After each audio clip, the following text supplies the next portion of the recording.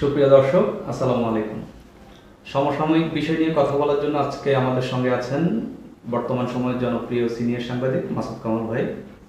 শুরুতেই ভাই আপনার কাছে প্রশ্ন যে এই সরকার অন্তর্বর্তীকালীন সরকার যখন গঠন হলো, বিএনপি দ্রুত সময়ে নির্বাচনের জন্য চাপ দিল। একই সঙ্গে রাষ্ট্রপতি ইস্যুতে আমরা দেখলাম যে বিএনপির সঙ্গে অন্তর্বর্তীকালীন সরকারের সঙ্গে একটি বিরোধ দেখা গেল। খালেদা জিয়া সহ অনেকেই নির্বাহী আদেশে মুক্তি পেলেন, কিন্তু তারেক জিয়ার ক্ষেত্রে এমন কিছু দেখা যায়নি। অন্তর্বর্তীকালীন সরকার কি বিএনপির কাছ থেকে নিজের কাজের বৈধতা আদায় করার জন্য দর কষাকষির হাতিয়ার হিসেবে তারেক রহমানের বিষয়টি রেখে দিয়েছে কিনা, এই বিষয়ে আপনার কি মত? আসলে এই বিষয়টাকে আপনি যদি এভাবে বলেন, তাহলে এটা যে আমি একদম উড়িয়ে দেব তা পারবো না। এটার কিছু ভিত্তি কিন্তু থাকতে পারে, আবার নাও থাকতে পারে, আইনগতভাবে নাও থাকতে পারে। কারণ এই সরকার আসার পর আগের সরকারের যে নিবর্তনমূলক যে মামলাগুলি ছিল এবং যেগুলোর মামলা রায় নিয়ে নানা রকম সন্দেহ ছিল, সেগুলো বেশ কিছু কিন্তু প্রত্যাহার করা হয়েছে। এবং খালেদা জিয়ার মামলাটাও প্রত্যাহার করা হয়েছে কিনা, ওনাকে তো মুক্তি দেওয়া হয়েছে, মুক্তি দেওয়া হয়েছে।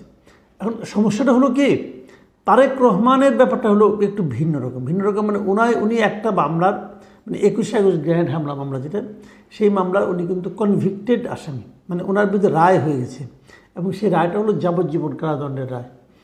এবং সেই রায়টা নিম্ন আদালতে হয়েছে, ওটা হাইকোর্টে উচ্চ আদালতে এখন আসে নাই। উচ্চ আদালতে যাবে, সেটা আলোচনা হবে এবং সেখানে হয়তো নতুন করে যুক্তিতর্ক আবার আসবে, অনেক কিছু আসবে, রায়টা চেঞ্জও হতে পারে।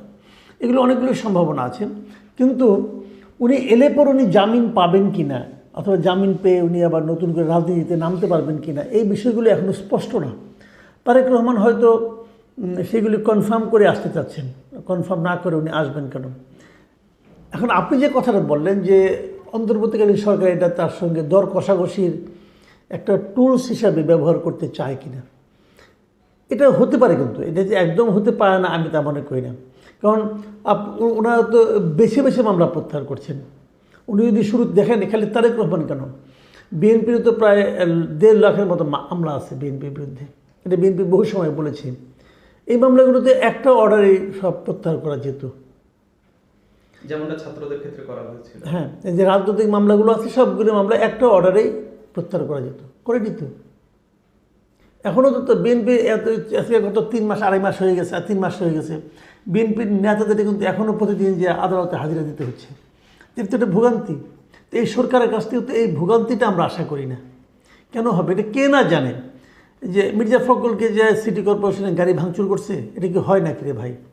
তো সেই মামলাগুলো তো গভর্নমেন্ট একটা অর্ডার দিতে পারতো যে এই আওয়ামী লীগ সরকার যে সমস্ত হয়রানিমূলক মামলা করেছে, যে সমস্ত রাজনৈতিক মামলা করেছে, সবগুলি মামলা একসঙ্গে একটা অর্ডারে প্রত্যাহার করতে পারতো। আপনি দেখে দেখে প্রত্যাহার করবেন, কোনটা করলে সুবিধা, কোনটা করলে সুবিধা না, কোনটা করলে চাপমুক্ত হওয়া যাবে, কোনটা দিয়ে বার্গেন করা যাবে। এই যে কাজটা, এই কাজটা আমার কাছে পছন্দ হয়নি। অথচ দেখেন, একটা মামলা তো ইন্ডিমিনিটি দেওয়া হয়েছে যে এই যে আন্দোলনের সময় যদি যখন কোনো পুলিশ মারা গেছে, সেগুলো নিয়ে কোনো মামলা হবে না। এইটাই বরং বিতর্কিত। কারণ সবসময় কিন্তু ওই কয়দিনে, জুলাইয়ের মাঝামাঝি থেকে শুরু করে অগাস্টের 5 তারিখ পর্যন্ত, এই সময় যত জায়গায় পুলিশ প্রহিত হয়েছে, যত জায়গায় থানা লুট হয়েছে, সব জায়গায় কি আন্দোলনের ব্যক্তি এরকম ছিল? সে প্রত্যন্ত অঞ্চলে, সেখানে কি আন্দোলন ছিল এইভাবে? কিন্তু ওখানে তো পুলিশের থানা লুট হয়েছে, পুলিশ মারা গেছে। তো এগুলিও আমি মনে করি মানে মামলা করা যাবে না, যে ইন্ডিমিনিটি দেওয়াটা, এটাও ঠিক হয়নি। আমি মনে করি যে সবগুলি মামলা হওয়া উচিত। মামলা হবে, তারপর মামলার মেরিট অনুযায়ী এটা চেঞ্জ হবে অথবা কিছু একটা শাস্তি হবে।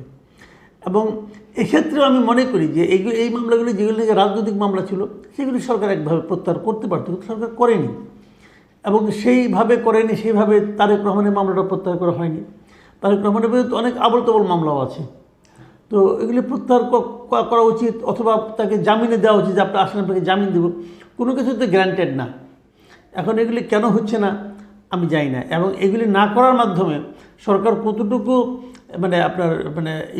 লেভেল প্লেয়িং ফিল্ড তারা ক্রিয়েট করতে পারছে, এটা নিয়েও কিন্তু মানুষের মধ্যে সন্দেহ থাকবে। এবং এই প্রশ্নগুলো কিন্তু যতই নির্বাচনটা ঘনিয়ে আসবে, ততই কিন্তু এই প্রশ্নগুলো আরও বেশি বেশি করে উঠতে থাকবে।